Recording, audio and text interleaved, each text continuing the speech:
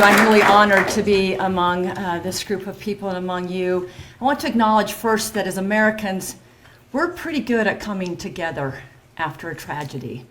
24 years ago yesterday was 9/11, and the day after, today, September 12th, 24 years ago, we're pretty good about coming together. What I think we're not as good at is coming together to prevent these types of tragedies. And that's why we're here, and that's why the work of my colleagues is so important. And the work that we've been doing for some time is to come together in a different way to prevent this type of horrific act.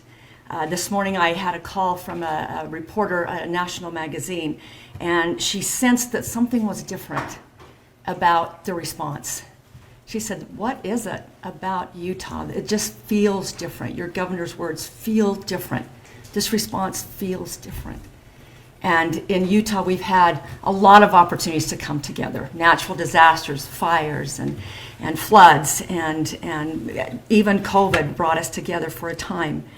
But it is a little bit different. And I said, I don't know exactly what to tell you. I feel like it's in our DNA that we want to work together. We want to make our communities and our state a better place. And by extension, we want to make the country a better place. Many of the organizations up here represent national organizations that are doing work nationally, not just in Utah. So I appreciate being in this group. My work is involved with the Dignity Index, which is a tool that we've created. Don't worry, I'm going to make you take a handout before you leave today. Looking at the language that we use in moments of disagreement. How do we talk about each other? How do we talk to each other when we disagree? As so eloquently stated by these young individuals in front of me. This is our work, is to find a way to do that so we prevent these types of occurrences. So I want to leave you with 3 takeaways from my heart and from our work. We're asking people to first turn inward, turn towards yourself. We check ourselves first. That's one of the goals of the Dignity Index, is to give you a guideline so that you can check yourself first. Before we blame some other nameless, faceless group, we check ourselves. How am I reacting? What does my language look like? What am I posting or reposting on social media? What am I telling my children? So first we ask people to turn inward. The second thing that I'm going to ask is that you turn outward, that you check on people, check on your neighbors, check on your friends, check on someone who maybe shares a different ideology than you do. See how they are. Check on young people.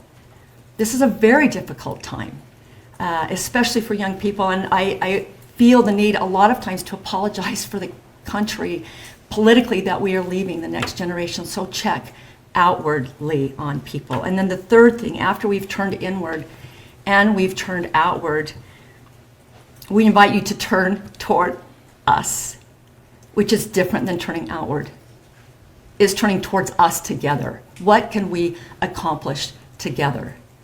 On our Dignity Index, if you get to a level 6, which is on the dignity side of the scale, that's where you're finding common ground.